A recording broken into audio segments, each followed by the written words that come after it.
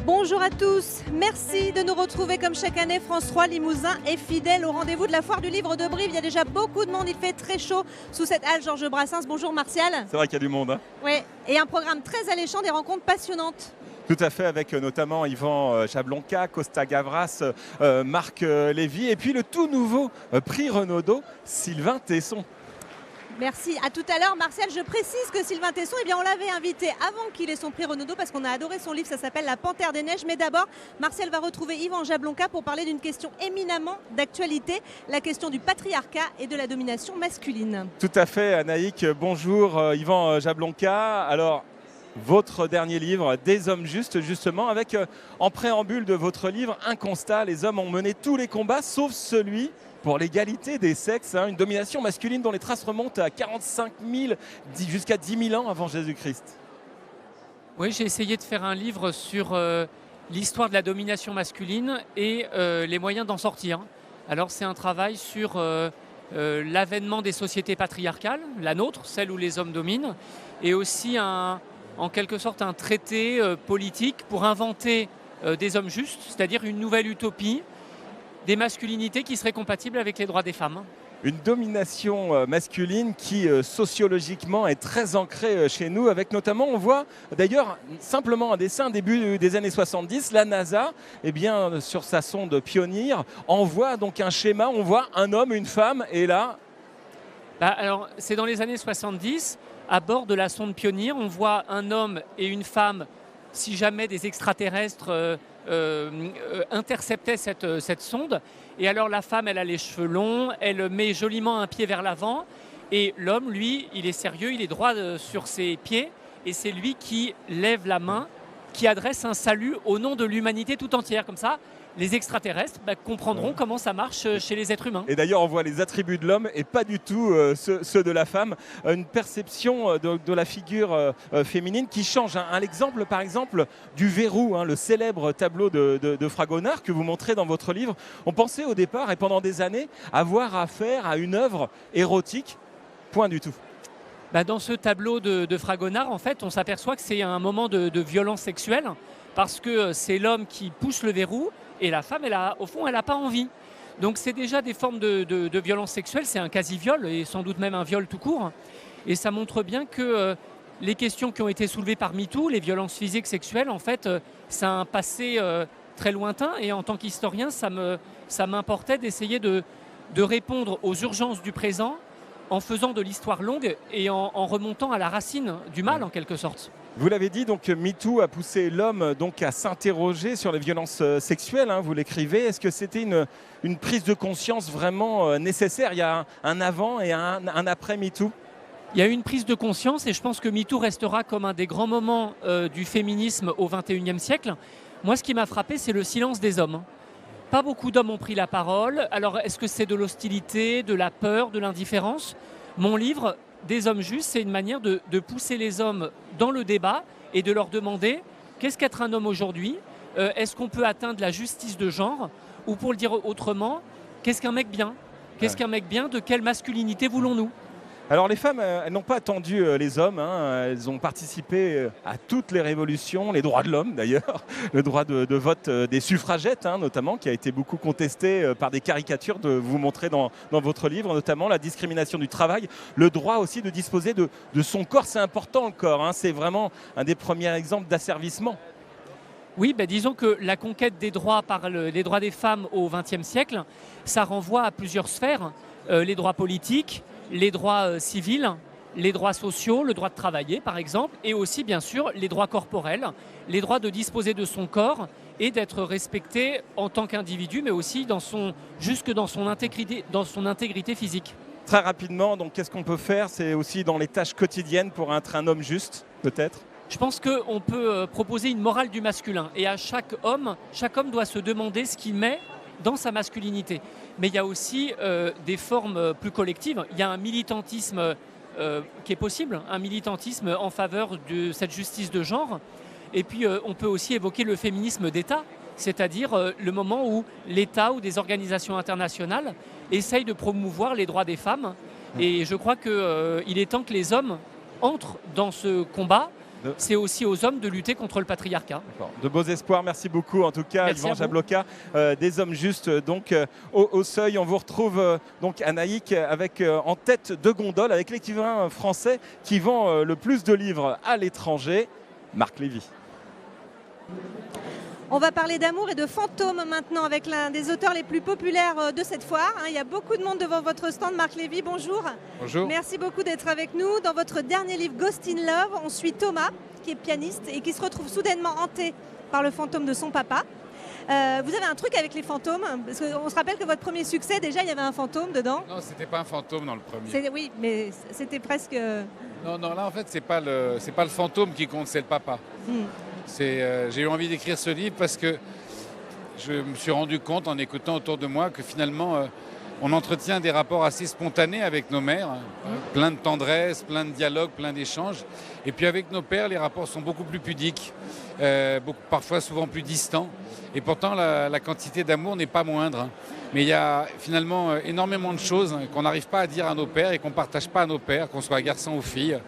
Et donc j'ai imaginé cette histoire joyeuse où un père assez truculent qui a pris beaucoup de place dans la vie de son fils revient 5 ans après sa mort sous la forme d'un fantôme.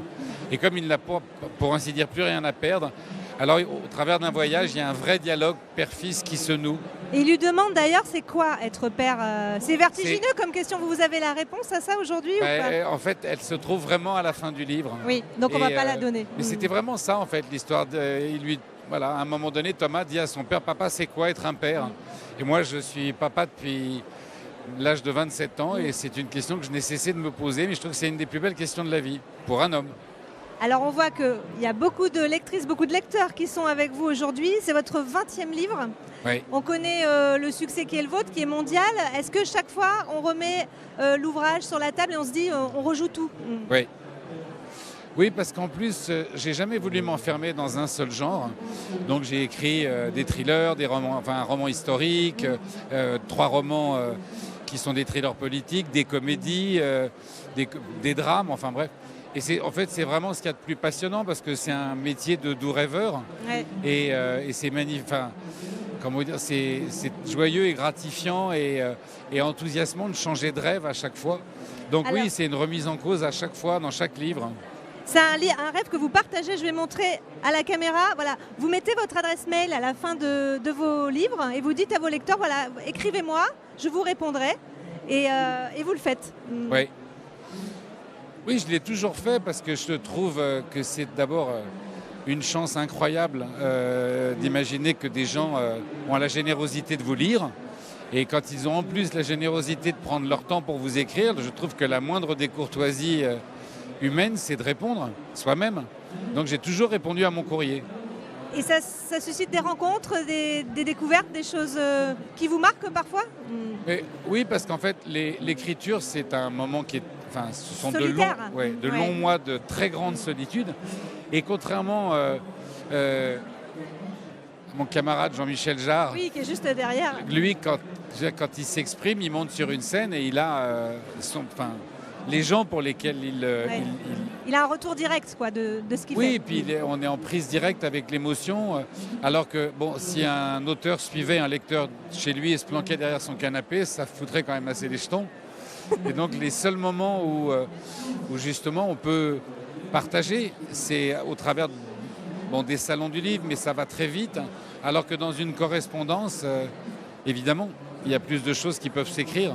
Alors, dernière question, vous vivez à New York depuis plusieurs années maintenant. Très longtemps. Est-ce que la France vous manque ou pas? Toujours. Quand vous êtes ici, vous vous dites quoi? Ah ben, écoutez, là ce matin, j'avais une énorme tentation entre remplir mon devoir et venir ici ou aller au marché. Au fameux marché de Brive-la-Gaillarde. Il y a plein de choses qui vous manquent quand vous vivez loin, mais il y a une part de, comment vous dire, il ne s'agit pas de se victimiser, mais bien sûr qu'il y a une part de sacrifice quand on voyage, mais pour moi, pour mon travail, c'est impératif. Être écrivain, pour moi, pour emmener des lecteurs en voyage, il faut avoir voyager soi-même. Ben oui, il faut les faire, ces voyages. C'est partir à la rencontre d'autres cultures que la mienne. Évidemment que ça, il y a plein de petits sacrifices, et notamment le bonheur de vivre dans son propre pays. Mais c'est de ces voyages que je nourris mes livres. Eh bien alors on va vous laisser avec vos lecteurs. Merci beaucoup Marc Lévy de nous avoir accordé quelques Merci minutes. mille On fois à retrouve vous. tout de suite Martial qui est dans les allées de cette foire du livre de Brive. Oui, alors Anaïk, eh bien, puisque nous sommes à la foire du livre de Brive, eh bien, parlons écrivains régionaux. Et il en est un juste à côté de nous. Franck Linol, bonjour. Bonjour. Toujours l'inspecteur Dumontel avec votre dernier livre, Dernier rêve avant la mort. Absolument. Et alors là, on est sur la côte basque, hein, c'est ça, avec une disparition inquiétante. Une disparition inquiétante. Alors, on est sur la côte basque. Pourquoi? Parce que mon personnage sort enfin du Limousin. Nouvelle-Aquitaine oblige, bien entendu. Ouais. Voilà. Vous savez qu'entre Bourganeuf et Bidart, nous sommes cousins maintenant. Voilà. Et donc, en effet, dans le milieu du surf, il y a un lieutenant de police qui disparaît. Et mon personnage, le commissaire Dumontel, se rend au Pays Basque qu'il ne connaît pas. Et donc c'est une occasion aussi pour découvrir les cultures et les identités basques, de façon un peu naïve, on va dire. Avec toujours donc cet inspecteur Dumontel qui du coup, pour le coup, a quitté Limoges pour aller donc dans le Pays Basque, puisque cette personne qui a disparu, c'est quelqu'un qui connaissait. Oui, Eh oui. c'est son lieutenant, Dumontel est son mentor, c'est quelqu'un qui le protège et c'est une sorte de fils spirituel. Et donc quand il apprend qu'il a disparu, son sang ne fait qu'un tour, il prend sa voiture et dans les embouteillages autour de Bordeaux, il arrive au Pays Basque. Avec toujours donc cet inspecteur Dumontel, ce héros récurrent, qui symbolise quelque part une forme de liberté que l'on suit depuis de nombreux volumes maintenant, puisque cet inspecteur Dumontel, eh bien, même s'il est flic, mais il prône le plaisir de vivre, de boire, de fumer, de faire... Ah, il ne fume pas, Ah oui, non, il fume mais pas. il est épicurien. Ah oui, il En boit effet. beaucoup. Hein. Il est épicurien, il aime beaucoup le vin. Alors, on doit dire, là, avec modération, Avec modération. je le dis. Il aime beaucoup le vin et voilà, il aime la vie, même s'il est assez désabusé. Voilà, je dirais que son avenir est derrière lui, d'une certaine façon. Il pense à la vieillesse et tout. Il est un peu désabusé, mais voilà, le plaisir de la vie, c'est le vin. C'est un solitaire qui, finalement, a des états d'âme, mais il reste accroché à la vie grâce au plaisir simple. Vous avez aussi écrit des préquels, comme Oui. La jeunesse de l'inspecteur Oui, c'est ça. Dumontel. Donc, vous en avez assez ou est-ce qu'on va le retrouver, continuer à le retrouver, ou est-ce qu'un jour, vous le ferez mourir? Alors écoutez, un scoop en mars 2020 avec mon ami Joël Nivard, Joël juste Nivard. à côté. son personnage, le commissaire Varlot, et mon personnage Dumontel se rencontrent pour une enquête commune qui se déroule sur le plateau de Millevaches. Ça va s'appeler la route des mortes. D'accord. C'est ah beau ouais. ça. D'accord. Sans... Oui, ou avec modération, comme le disait tout à l'heure. Voilà donc, l'actualité qui arrive. Franck Donc Linol. l'inspecteur Dumontel n'est pas mort. D'accord. Et il continuera longtemps de parcourir les routes du Limousin. C'est ça. Et pourquoi pas de nouveau à Biarritz. Vous n'êtes pas surfeur, vous, donc. Ah, Ah, je vous, non, je moi, vous la imagine grille- bien sur une planche de surf pourtant. Ah oui, d'accord. Ouais, c'est pour rire. Merci beaucoup Merci Franck beaucoup. Linol. Merci. Et merci Joël Nival. Merci. Et bonne foire du livre de Merci Brive. beaucoup à On vous retrouve tout de suite Anaïk avec le commissaire de la foire du livre de Brive, François David. Et oui, Martial, François David est avec nous. Bonjour. C'est un week-end de folie pour vous, c'est votre deuxième édition. Comment ça se passe? Écoutez, ça se passe plutôt bien puisque ça va très très vite, donc c'est bon signe. Alors là, on est sur le stand d'Amin Malouf. On espère qu'on va le retrouver tout à l'heure. Quasiment tous les prix littéraires cette année sont à Brive. Vous y mettez un point d'honneur? Non, en fait, c'est bien pour la foire que les prix soient là.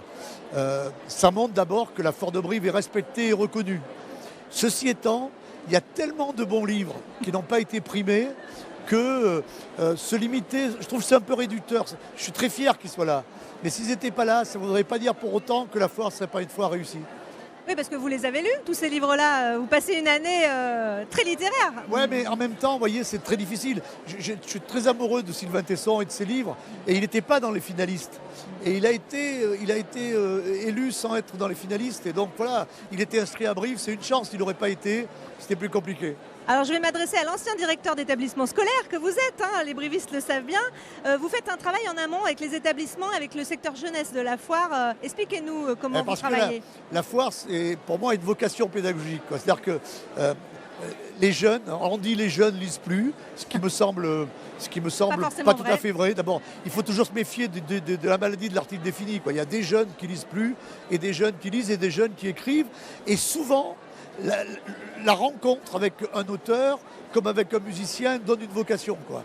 Et donc l'idée, ça a été de dire, rassemblons-nous. J'ai réuni les chefs d'établissement, les documentalistes, et on s'est dit comment bâtir ensemble le programme. Et hier, il y a eu 38 auteurs qui ont donné plusieurs conférences chacun, et on a eu 5000 jeunes qui ont pu avoir un contact physique avec un auteur. C'est ça qui vous plaît aussi, c'est réunir ces intelligences collectives et parler d'actualité, parler du monde, parler de livres, mais de plein d'autres choses aussi. Et, en fait, je dis souvent que la foire, on est créateur de rencontres. Alors après, ce qui se passe pendant les rencontres, on n'en est pas maître. Mais si on met les gens en relation, il me semble qu'on fait une œuvre utile et que travailler ça avec des jeunes, c'est aussi leur apprendre, comme dit Amin Malouf, d'accueillir autre chose que leur propre personne, quoi. Alors, c'est votre deuxième édition, je le disais. Est-ce qu'il y a eu des leçons tirées de l'année dernière ? Comment on aborde cette fonction qui est quand même particulière ? Vous êtes la cheville ouvrière avec tous les bénévoles, évidemment, de cette foire. L'an dernier, j'ai pris en cours d'année, j'ai mis mes pas dans les pas de mon prédécesseur qui faisait déjà du très beau travail. Cette année, ce que j'ai cherché à faire, outre la jeunesse, c'est augmenter le nombre de conférences et essayer de mettre des conférences de qualité, parce que je me dis que c'est dommage d'avoir toutes ces intelligences. Vous imaginez si on pouvait, comment dirais-je, mettre dans une chambre froide toutes les intelligences qui sont là, la température de la foire exploserait. Donc il faut que les gens puissent venir écouter, venir s'enrichir et repartent un peu différents de ce qu'ils étaient quand ils sont rentrés, quoi. Bah, ils sont là d'ailleurs, hein, ils sont nombreux, ils attendent. Et qu'est-ce qu'ils sont patients. Ah, moi, je viens de la file là, et je viens de remercier les gens pour leur patience, parce qu'ils attendent, ils ont le sourire, et ça c'est le miracle de Brive, quoi. Bon, et vous arrivez à rencontrer des auteurs, à leur parler, à avoir quelque chose à souvenir? Je me l'impose. Pas de souvenirs, parce que c'est les souvenirs, je ne suis pas quelqu'un qui fait des photos. Pas de selfie pour vous? Non, non, parce que d'abord, ils ont autre chose à faire. Mais comment vous dire, je crois que ce qui fait la richesse d'une vie, ce sont les relations humaines. Et je dois dire que dans cette mission-là, depuis un an et demi, j'ai des relations, alors je ne peux pas dire très amicales, mais des relations plus approfondies avec des personnes que je n'imaginais pas rencontrer, quoi.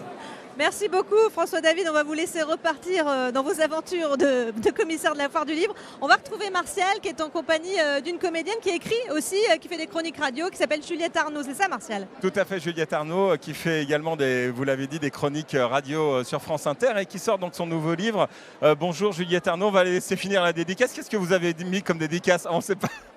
Je ne vais pas vous le dire. Je vais pas vous dire ce que j'ai écrit comme dédicace. C'est trop privé. Vous n'avez qu'à l'acheter, ce livre. Oui. Maintenant comme avant, donc chez Belfond, donc dans un village du sud de la France, Rose, qui, à l'été de ses 18 ans, qu'est-ce qui se passe? Elle rentre dans l'âge adulte. Ah oui, c'est le principe des 18 ans. On se réjouit de devenir une grande personne. Et au début du roman, elle ouvre la porte de chez elle et face à elle, dans le contre-jour, il y a une femme qu'elle n'a jamais vue. Mais elle sait, parce qu'elle la reconnaît grâce aux photos, que c'est sa mère.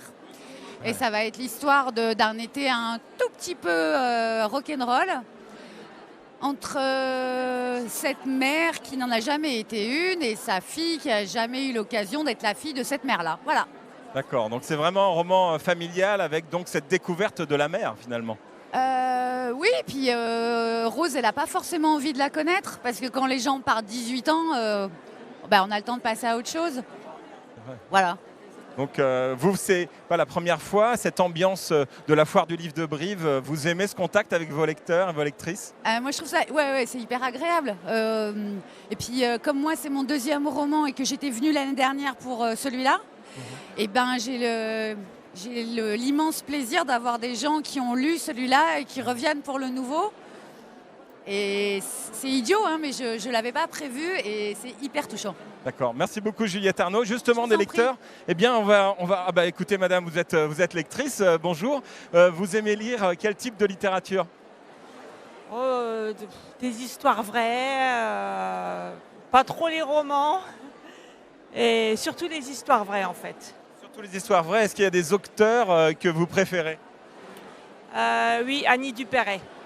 Annie Dupéret, qui est ici, creusoise, qui avait écrit d'ailleurs l'an dernier un magnifique livre de photos de jeunesse. Oui, mais j'ai beaucoup de livres de Annie Dupéret. Comme écrivain et comme écrivaine et comme actrice aussi? Ah oui, comme actrice aussi, oui. Et oui, je l'adore en fait. Il y a d'autres auteurs également que vous aimez et que vous venez voir ici à cette foire du livre de Brive? Il y en a beaucoup, il y a Amélie Nothomb aussi.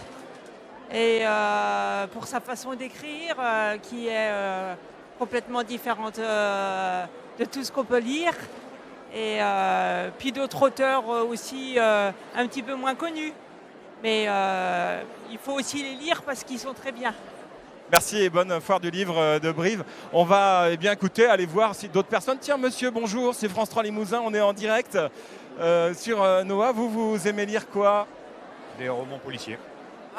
Quoi alors? Roman policier français, Olivier Norek, quoi donc? Quel type d'auteur? Jean-Michel Granger par exemple. Voilà, c'est un de mes auteurs préférés. Qu'est-ce que vous aimez dans le roman policier? L'anticipation, le mystère. Voilà, un peu ce genre de facteurs. Très bien. Ben merci monsieur, bonne foire du livre de Brive et bonne lecture. Anaïk, on vous retrouve tout de suite avec un grand auteur aussi régional, mais qui a une envergure nationale de son dernier roman, Né d'aucune femme, Franck Bouys. Et oui, Né d'aucune femme, Franck Bouys, bonjour. Bonjour. Merci d'être avec nous. Ça fait pas la première fois que vous êtes à Brive. Comment se passe la relation avec vos lecteurs quand ils viennent vous voir? Elle est toujours aussi formidable. Quand on vous dit qu'on aime vos livres, forcément tout se passerait très bien. Est-ce que ça vous inspire pour la suite? Vous travaillez déjà sur le prochain roman? Je fais plus que travailler puisque je suis en train de terminer l'écriture de mon prochain livre, donc oui. Et concernant l'adaptation qui devait se faire du précédent, on en est où? C'est toujours en cours, mais voilà, on n'a pas demandé tellement de nouvelles parce qu'il s'est passé tellement de choses avec Né d'aucune femme que ça nous a beaucoup accaparé, que ça continue. Donc, Et est-ce que c'est dur de le laisser partir, ce roman, quand il est adapté, de le laisser vivre une autre vie sur l'écran? Ah oui, à partir du moment où on décide de ne pas s'en occuper, que c'est autre chose, que c'est un autre métier, oui, c'est assez facile. Après, on verra. Là, il y a énormément de monde. Vous l'avez vu évoluer, cette foire. Son succès ne se dément pas. C'est impressionnant. C'est impressionnant. Enfin, il y a de plus en plus de monde, les gens sont curieux. Enfin, c'est un bonheur d'être ici, quoi. On va finir sur ces mots, c'est très joli comme déclaration. Merci beaucoup Franck Bouys, on vous rend à vos lecteurs, ils sont déjà nombreux et ils font la queue pour se faire une dédicace. Alors cette foire du livre, on le dit, c'est la 38e édition et c'est un succès qui ne se dément pas. Alors comment est-ce qu'on peut l'expliquer? Comment est-ce qu'on peut voir le poids à la fois culturel et économique de cet événement? On a collecté quelques chiffres, on s'est rappelé quelques archives. Regardez, le montage est signé Anaïk Demors et France 3 Limousin. C'est en 2015 que la foire du livre de Brive va passer un cap. Cette année-là, le chiffre d'affaires des ventes de livres dépasse la barre symbolique des 700 000 €, un succès qui ne s'est pas démenti depuis, avec un record à 772 000 € en 2017. La recette de ce succès, c'est un savant dosage. Des auteurs populaires comme le champion imbattable de la dédicace, le Corrézien Christian Signol. Ajoutez à cela les gagnants des prix littéraires qui sont décernés quelques jours avant la foire, comme les Goncourt Leila Slimani en 2016 et Éric Vuillard en 2017. Des personnalités comme le moine bouddhiste Mathieu Ricard ou le très médiatique cuisinier Cyril Lignac. Les révélations côtoient les valeurs sûres et ce qui les attire tous à Brive, c'est une joie et un esprit de partage qui débutent dans l'incontournable train du livre. À Brive. À Brive. Ouais, on vient pour ça uniquement. Non, oui, ça fait partie des très bons moments. Oui. C'est les 3 jours de l'année où on mange le mieux. Donc on se prépare en ne mangeant plus pendant une semaine. On arrive pantelant de faim dans le train et tout de suite, c'est formidable. On ripaille, c'est génial. Résultat, des milliers de lecteurs se retrouvent chaque automne sous la halle Georges Brassens. Une affluence difficile à chiffrer car l'entrée est gratuite depuis toujours. Il y a 2 ans, le Centre national du livre évaluait leur nombre à 60 000 alors que Brive compte 48 000 habitants. Une aubaine pour l'économie locale. C'est un week-end où on fait à peu près 20% de plus de chiffre d'affaires. Ça ramène du monde, beaucoup d'auteurs. On est partenaire sur le salon, donc du coup, les gens dégustent nos produits. Donc c'est vraiment un week-end intéressant. Plaisir et littérature, un mariage qui réussit à la Cité Gaillarde depuis bientôt 40 ans et qui finit souvent au Cardi, la boîte locale, avec une devise: tout ce qui se passe à Brive reste à Brive. Et vous l'avez dit, Anaïk, la Cité Gaillarde et le cinéma Le Rex qui ce samedi rend hommage à un grand réalisateur, Costa Gavras. Un livre aussi, bonjour Costa Gavras, on est en direct, va où il est impossible d'aller. Donc alors, c'est une injonction qui vous a été faite, ce titre? Oui, mais ce titre, c'est un tout petit peu ce que je pense de la vie. On vous dit toujours, oh, vous n'arriverez pas, c'est difficile, etc. Eh ben, je me suis aperçu que finalement, on peut arriver. Alors dans votre biographie, vous arrivez en France en octobre 1957, vous êtes 55, pardon, 55, vous êtes danseur, chorégraphe. Il fallait fuir la Grèce, fuir la misère. Oui, parce que j'appartenais à une famille qui n'avait pas les moyens. Et je voulais faire des études. Et à l'époque, des milliers de jeunes Grecs partaient pour trouver du travail, pour faire des études. Et j'ai eu la chance de venir en France où les études étaient gratuites, sont gratuites. Et il y a beaucoup d'aide pour les étudiants aussi. Voilà. Et j'ai pu faire des études à la Sorbonne et puis à l'école du cinéma. Alors vous l'avez dit, des études à l'IDEC, un premier film Les Ratés. Et puis printemps 1967, eh bien, les militaires grecs qui renversent le gouvernement, c'est la dictature des colonels pendant 7 ans. Ce sont ces événements qui ont fait de vous ce cinéaste engagé? Oui, non, mais il n'y a pas que ça. Je pense que le faire du cinéma comme je l'ai fait, à ma façon, et faisant des thèmes qui m'intéressent personnellement, j'ai appris ça en France en fait. J'ai appris en France à faire du cinéma. J'ai appris aussi à libérer ma pensée, parce qu'en Grèce à l'époque il n'y avait aucune liberté. Et ici j'ai compris que la politique aussi ne doit pas être abordée avec du fanatisme, mais avec de la réflexion. Alors l'aveu, un an plus tard, toujours avec Yves Montand, Yves Montand que vous avez bien connu avec Simone Signoret, à Prague donc en 1951, un homme avoue des crimes qu'il n'a pas commis. C'est une dénonciation cette fois-ci du régime communiste, quelle que soit la ligne politique. Votre cinéma tourne toujours autour des formes d'oppression? Non, il tourne autour des hommes et des femmes. Et le pouvoir, quand il est mal utilisé, ou bien utilisé évidemment, c'est ça. C'est comme ça que je vois la vie, c'est le thème qui m'intéresse le plus. Le pouvoir et la résistance face à un pouvoir oppresseur. Alors en 1980, en France, le président François Mitterrand est élu. Et il y a aussi une nouvelle casquette que vous allez endosser, celle de président de la Cinémathèque française. C'était quoi? C'était une forme de reconnaissance pour vous? Non, c'est mes collègues du cinéma m'ont élu à la Cinémathèque, pour présider la Cinémathèque. Mais la Cinémathèque, ce n'est pas moi qui dirige, vous savez, il y a une équipe formidable. Moi et d'autres personnes, d'autres cinéastes, nous sommes bénévoles et nous suivons une équipe qui fait tout le travail en fait. Alors vous revenez donc en Grèce avec votre nouveau film, puisque bien évidemment il y avait énormément de films. On se souvient de Missing qui avait été la Palme d'Or à Cannes, du Coup près, d'Amen, enfin on en oublie beaucoup bien évidemment. Et là vous revenez avec Adults in the Room, donc c'est un nouveau chapitre sur l'histoire grecque, sur la dette grecque. C'est l'histoire, disons, européenne aussi, parce qu'il s'agit beaucoup aussi de l'Europe. Et comment elle est devenue l'Europe, c'est ça. Et la Grèce, naturellement, qui vit un vrai drame depuis plusieurs années. D'accord. Avec donc aussi ce gouvernement d'Alexis Tsipras. Alexis Tsipras qui d'ailleurs vous avez proposé la présidence de la République, vous le rappelez dans votre autobiographie. Oui. Non, ce n'est pas Alexis Tsipras, au contraire, c'est ses adversaires qui me l'ont proposé. Ouais. Et c'était un peu quand même une plaisanterie. C'était une plaisanterie? Non, c'était sérieux, mais pour moi c'était une plaisanterie parce que moi, je suis cinéaste, c'est tout ce que je sais faire. Vous n'avez pas hésité à un moment donné, vous dire pourquoi pas être président? Il y a eu à un moment donné un peu une hésitation parce que la proposition était tellement énorme. Et très vite, je me suis dit non, je ne suis pas capable de faire ça. D'accord. Donc un nouveau chapitre donc, sur la négociation de la dette grecque en pleine crise à voir, Adults in the Room. Je vous conseille vraiment de lire cette autobiographie, donc Va où il est impossible d'aller. Merci beaucoup Costa Gavras. Et on vous retrouve tout de suite Anaïk avec un nouvel invité. Être à nous. Oui, absolument Martial. Regardez, on est sur le stand de Christophe André qui est juste à l'entrée de la halle Georges Brassens. Il y a beaucoup de monde, il est en train de signer. Juste une minute, madame, on donne le micro à Christophe André. Non, vous pouvez rester assis, pas de souci. Alors, vous nous dites dans votre livre, et si vous commenciez à méditer, Oui. Si vous deviez me convaincre, qu'est-ce que vous diriez? Alors peut-être vous n'en avez pas besoin, hein, mais Si, en je tout ne cas, médite pas. Voilà, si vous cherchez à vous apaiser quand vous êtes un peu stressé, déçu, énervé, si Quand vous on fait une cherchez émission en direct dans la Fort du Livre, par voilà, exemple. parfois y voir plus clair dans votre vie, alors la méditation peut être un bon outil, oui, oui. Et comment on s'y prend? Faut avoir une discipline quotidienne? Oui, mais c'est comme la marche à pied, c'est simple, c'est naturel, il faut y penser, il faut décider régulièrement dans sa journée de s'arrêter, de lâcher les écrans, lâcher toute forme d'action. On se pose et on se rend présent, on prend conscience de ce qui nous arrive, on respire, on observe l'état de nos pensées, de notre corps. C'est simple la méditation, il faut juste penser à s'y adonner. Et souvent les gens, lorsqu'ils auraient un petit moment pendant lequel ils pourraient méditer, ils vont regarder les écrans, les réseaux sociaux, tous ces trucs-là qui ne sont pas tellement bons pour le cerveau. La méditation est bien meilleure pour le cerveau.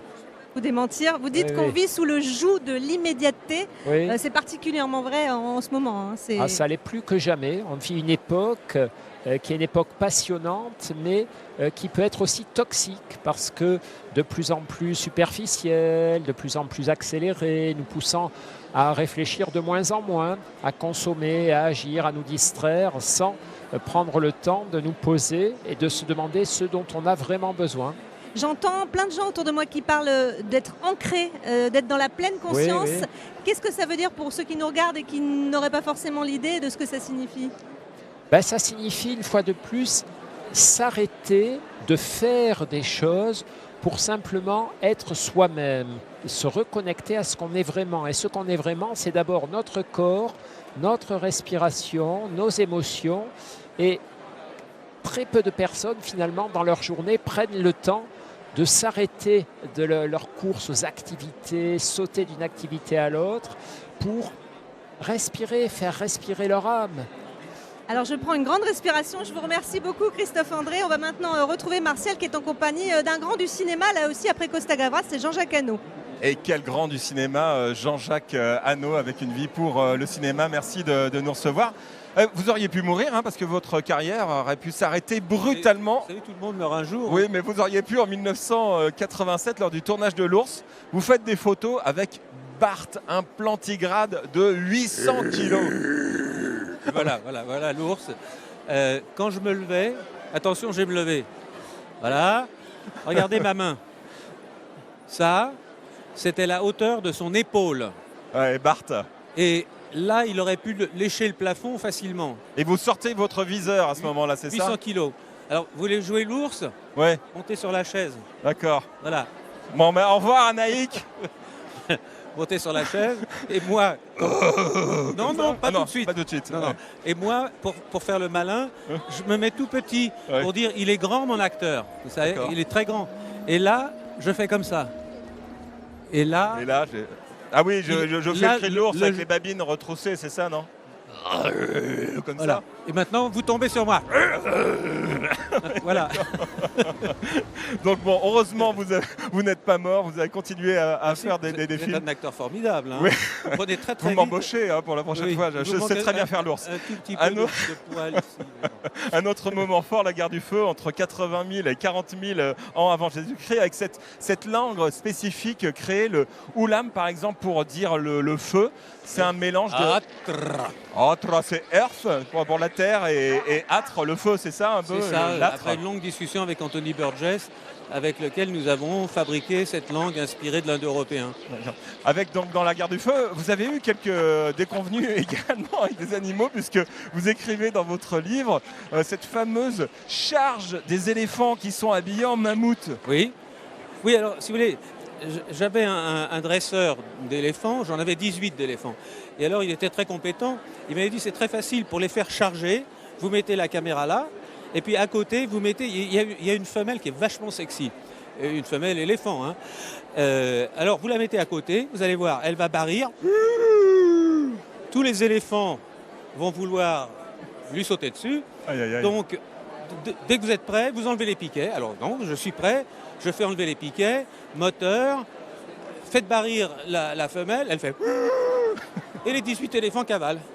Sauf que bizarrement, ils ne cavalent pas là où est la charmante, séduisante femelle, mais là où il y a une petite tente, où il y a tout mon matériel d'équipement.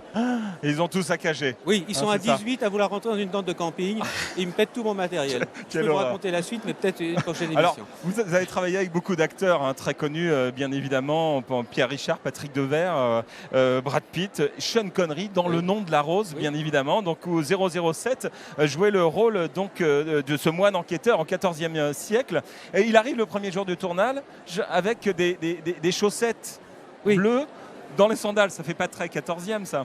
Alors, ça fait pas très 14e, je vais le voir et je lui dis « Sean, qu'est-ce que c'est que ces soquettes ?»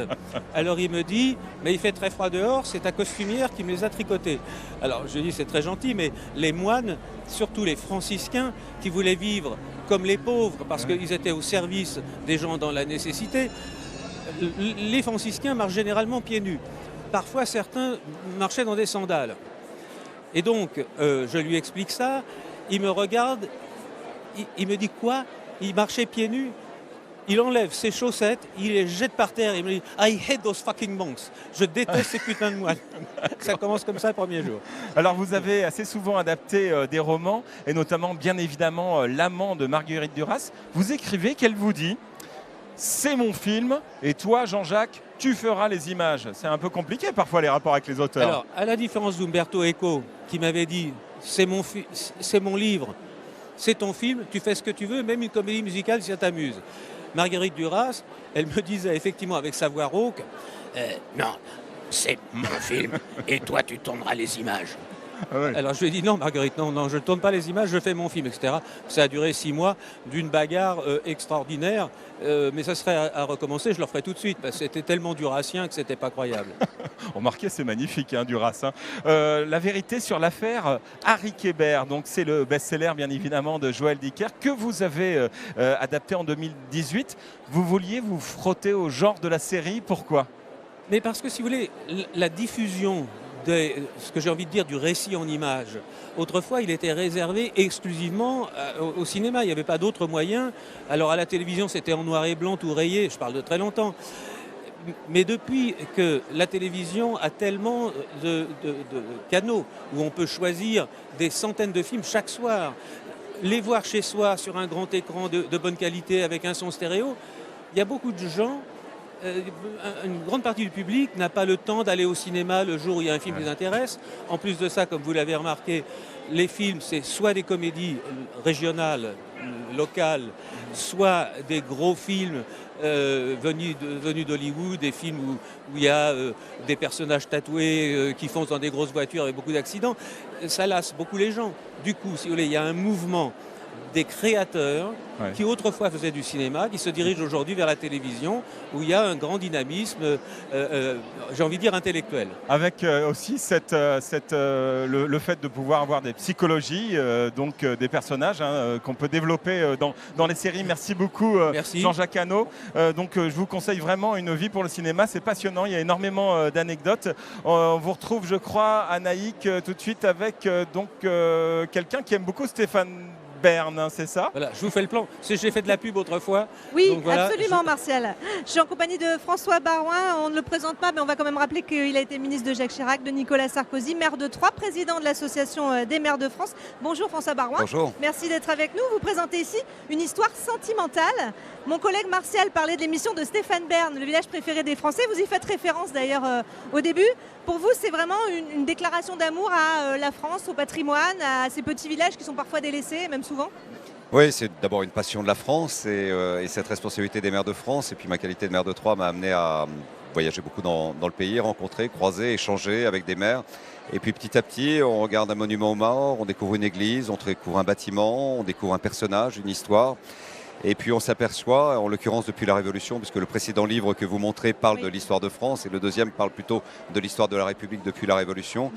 Donc je parle de l'histoire de nos trois couleurs, de la Marseillaise, de Martin Nadeau, voilà. de toute une série de personnes. De la première femme maire de France à Vigeois en Corrèze. Absolument. En 1943. Je parle beaucoup du Limousin parce que comme vous le savez, je suis à moitié creusois et ma mère habite à Nalpalestal, enfin pas très loin, la moitié de l'année. Et au fond, j'essaie de démontrer que la construction de notre République repose sur deux murs porteurs, d'une part l'État et d'autre part la commune, que l'histoire est dans la géographie, que cette géographie a dessiné au fond les bassins de vie, que ces bassins de vie ont créé ce sentiment ce regard, cette ambiance, et que tout vient des terroirs, que tout vient du local. Et aujourd'hui, il y a un déséquilibre pour vous, clairement. Il y a eu plusieurs périodes depuis la Révolution, il y a eu un déséquilibre, et à chaque fois qu'il y a eu un déséquilibre, c'est-à-dire une force concentrée dans un État centralisé, ça a toujours annoncé plutôt des mauvaises nouvelles, et ça n'a jamais été un très bon vent pour l'équilibre des territoires. En revanche, lorsque c'est une fédération de volonté qui vient du terroir, alors dans ces conditions, l'État se l'approprie et la République est plus stable. Nous rentrons dans une phase d'aspiration à des libertés, et cette histoire sentimentale depuis 2 siècles montre également le caractère très contemporain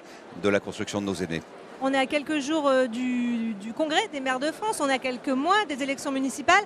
Il y a un vrai désengagement, vous le constatez, vous, des maires, des petites communes, c'est difficile, c'est compliqué. Il y a eu la mort du maire de Signes cet été qui a beaucoup touché les élus. Auquel je rends hommage dans le livre. Vous le constatez, ça vous inquiète ? On a 2 éléments factuels qui sont très forts. On a une étude menée par les maires de France avec le CEVIPOF et Sciences Po sur 15 000 personnes. Et on n'a jamais eu autant, avant l'été, près de 60% de maires qui annonçaient leur intention de ne pas se représenter. On n'a jamais eu autant également de démissions de maires adjoints ou de conseillers municipaux à raison de l'année 2015 qui a été une année horrible pour les élus locaux et les territoires. Et les gens sont sentis un peu perdus en quelque sorte et éloignés des bassins de décision. Alors ça va probablement un petit peu mieux, il faudra voir en janvier-février, mais globalement il y aura quand même beaucoup de communes, malheureusement il n'y aura pas d'élus. Et la vitalité démocratique de notre République, elle repose sur ces 550 000 ou 600 000 élus bénévoles, dévoués, qui sont là matin, midi et soir. Et c'est un peu aussi leur rendre hommage. Vous parlez du maire de Signes, je le dis, c'est le dernier chapitre, il est mort pour un tas de cailloux, un homme de 73 ans qui est allé courageusement constater une infraction sur une décharge sauvage. Il a perdu la vie. C'est aussi un élément qui pèse beaucoup sur les élus, donc il faut qu'on les aide, qu'on les accompagne. Et il faut aussi que l'on soit, nous, les populations, les administrés, aux côtés de ces élus disponibles, parce que c'est la vitalité démocratique et républicaine du quotidien. Alors il faut les aider. Vous avez fait votre retour chez les Républicains avec Christian Jacob. Votre livre, il a 3 parties. Comprendre, agir, prévoir. On sent une volonté d'engagement de votre part quand même. En tout cas, d'engagement pour les territoires, ça c'est sûr. D'engagement pour ma famille politique à laquelle je dois beaucoup. Je suis rentré, on peut le dire, ici au Salon de Brive grâce et pour Jacques Chirac. J'ai beaucoup appris de lui et je lui rends un hommage puisque le livre lui est dédié. J'imagine que vous pensez à lui quand vous êtes ici.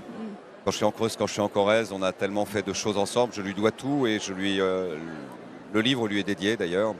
Ouais. Et au fond, cette filiation gaulliste, elle nous impose un devoir de redonner à notre famille ce qu'elle nous a apporté. Donc voilà, ça prendra du temps, mais c'est une famille qui peut être utile au pays.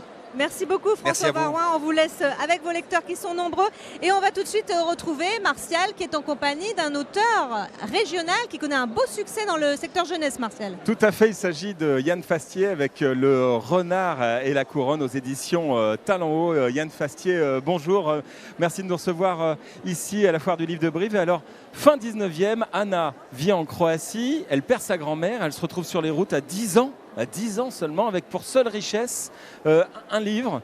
Et bien c'est là que commence son épopée. Il y a un peu du Dickens là. Il y a du Dickens, mais il y a aussi beaucoup d'autres choses, beaucoup d'ingrédients en fait, parce que ce livre c'est un petit peu un hommage à la littérature, au roman feuilleton du 19e siècle. Donc il y a, je pense, pas mal d'allusions directes ou indirectes, puisque c'est aussi nourri de mes propres lectures, quoi. Dont Dickens, mais pas que. Mais pas que. Alors justement, vous êtes un auteur de Limoges, avec ce livre pour la jeunesse. Eh bien, il y a un côté vraiment picaresque. Vous disiez roman populaire. On pense aussi même parfois à la BD, à Fantomette, à des références aussi. Fantomette, ça me fait plaisir. Après, il y a aussi une référence qui est peut-être pas si évidente, c'est Modestie Blaise. Modestie Blaise, donc de Peter O'Donnell. Le livre est dédié à la mémoire de Madeleine Brent. Et Madeleine Brent, c'était un pseudonyme féminin de Peter O'Donnell. Et si on prend un des personnages du livre qui s'appelle Dounia, le modèle de Dounia, c'est Modestie Blaise. Voilà, elle est très masculine. Enfin, il faut découvrir, très aventurière en tout cas, et très frondeuse cette Dounia. Donc on voit Anna qui va d'aventure en aventure en intégrant d'abord une bande de gamins voleurs, c'est ça. Il faut qu'elle survive en fait. Cette voleurs par nécessité, c'est pas. Voilà. Il faut bien vivre, quoi. Bon, c'est des gamins qui sont laissés à eux-mêmes, qui sont abandonnés, qui sont un peu le rebut de la société. Donc moi, j'ai aucun scrupule à les rendre un peu voleurs sur les bords, quoi. Voilà. Alors cette intrépide Anna, on pense aussi à Alexandre Dumas, avec son conte de Monte Cristo ou Les Trois Mousquetaires, sauf que là, c'est une figure héroïque, féminine. C'est assez rare dans les romans d'aventure. Vous avez sacrifié à la mode du moment ou c'était vraiment un désir de mettre en scène cette jeune femme? C'était un désir plus. C'est pas une histoire de sacrifier à la mode, ça non pas du tout. Mais par contre, ça me paraissait intéressant de renouveler justement un petit peu les clichés du roman feuilleton en mettant en scène une héroïne. Après, j'aime bien garder la structure du roman feuilleton, mais un peu retourner un peu ces clichés-là. D'accord. On vous connaissait aussi notamment pour un livre sur Guingouin sorti donc en 2015 avec de magnifiques illustrations en linogravure.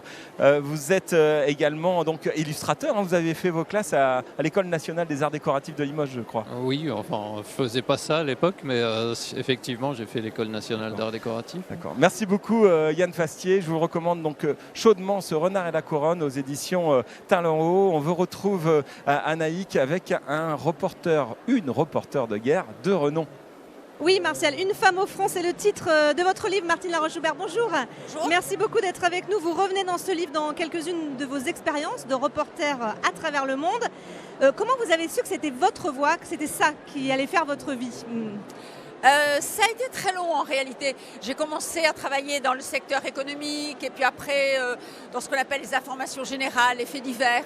Et puis on m'a envoyé en Haïti dans une situation qui était assez extrêmement tendue où des tontons macoutes, des hommes de main des Duvalier cherchaient à empêcher les premières élections libres en Haïti.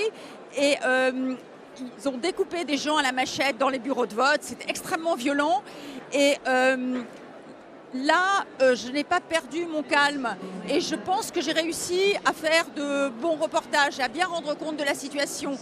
Et à ce moment-là, la rédaction s'est dit, tiens, elle ne cède pas à la panique. Peut-être qu'on pourra l'envoyer comme ça sur des terrains de guerre régulièrement. Voilà, c'est comme ça que ça a commencé. Alors vous évoquez un passage, le siège de Sarajevo, qui est extrêmement marquant dans votre livre. Ça a duré plus de 3 ans, hein. On s'en rappelle peut-être pas aujourd'hui, mais c'était un vrai traumatisme et ça a été une guerre à l'ancienne presque. C'est ce que vous racontez. En quoi c'était différent de l'Irak, par exemple, où vous vous trouviez précédemment? J'avais couvert la première guerre du Golfe, où il y avait des missiles qui arrivaient comme ça, très bas, au-dessus de mon hôtel, qui passaient devant le jardin et qui plongeaient de l'autre côté de la rue. Donc j'imaginais un petit peu naïvement que toutes les guerres seraient comme ça, un peu technologiques. Et quand je me suis retrouvée à Sarajevo, dans une situation de siège, où les gens étaient affamés, où des obus tombaient toutes les 30 secondes, où il y avait des snipers, des tireurs embusqués à chaque coin de rue, c'était une guerre moyenâgeuse, sauvage, et qui m'a énormément marquée. Et je pensais que la violence de nos images, la violence de notre témoignage allait faire en sorte que ça allait susciter une prise de conscience des capitales européennes. Eh bien pas du tout. Comme vous le disiez, le siège a duré 3 ans et 8 mois. Et c'était difficile, vous le racontez, de convaincre parfois les cadres de France Télévisions, de France 2 à Paris, de dire voilà, c'est important d'être là. Et ils vous disent bon, la guerre, ça lasse les gens. C'est difficile d'entendre ça quand on est sur le terrain? Oui, en Yougoslavie, c'était un petit peu particulier parce que c'était les Français, cette guerre était si proche, avec des gens qui nous ressemblaient tellement que c'était difficile pour les Français de regarder les téléspectateurs cette guerre, parce que c'était comme une sorte de miroir qu'on leur tendait. Autrement, les téléspectateurs zappaient et nos rédacteurs en chef n'aimaient pas ça. Non, finalement, les guerres intéressent les gens généralement. Et l'étranger intéresse les gens. Ce qui se passe ailleurs intéresse les gens, contrairement à ce que pensent certains rédacteurs en chef. Et puis c'est un formidable plaidoyer pour ce métier que vous adorez, qui est malmené en ce moment, hein, qui n'est pas forcément aimé. Il est indispensable, c'est ça que vous nous dites dans ce livre aussi. Ah ben, il est complètement indispensable. Il faut qu'il y ait des reporters pour aller voir, pour aller recueillir des témoignages qui, sans les journalistes, n'existeraient pas. Peut-être pour sauver la planète, je ne sais pas, mais c'est indispensable. Surtout à un moment où il y a tellement de fausses informations qui circulent partout, il faut aller voir. Et ce n'est pas toujours facile parce qu'il y a beaucoup de coupes budgétaires dans les rédactions, dans la presse écrite comme à la télévision. Et les premiers impactés, ce sont souvent les reporters de terrain. Et on va terminer cette émission qui s'achève sur ce joli Vous aviez un bouquet sur votre siège en arrivant. Mais alors, il n'y a pas de carte. Et vous ne savez pas qui vous l'a laissé. Non, mais je suis très touchée. Merci beaucoup Martine Laroche-Joubert. C'est la fin donc, de cette émission spéciale Brive et ses auteurs au cœur de la foire du livre. Je vais remercier Martial Codeboise qui est en train de courir me rejoindre. Martial, mon Merci Dieu, Anaïk. que vous êtes rapide. Cette foire se poursuit jusqu'à demain sous la Georges Brassens. N'hésitez pas à venir, vous découvrirez des tas d'auteurs. L'entrée est gratuite, on le rappelle. Merci à toutes les équipes de France 3 qui ont permis de faire cette émission. Vous pourrez la revoir dès demain sur le site internet de France 3 Nouvelle-Aquitaine. Place à la suite de vos programmes sur Noah. À très bientôt. Au revoir Martial. Au revoir Anaïk et bonne lecture. Merci. Au revoir.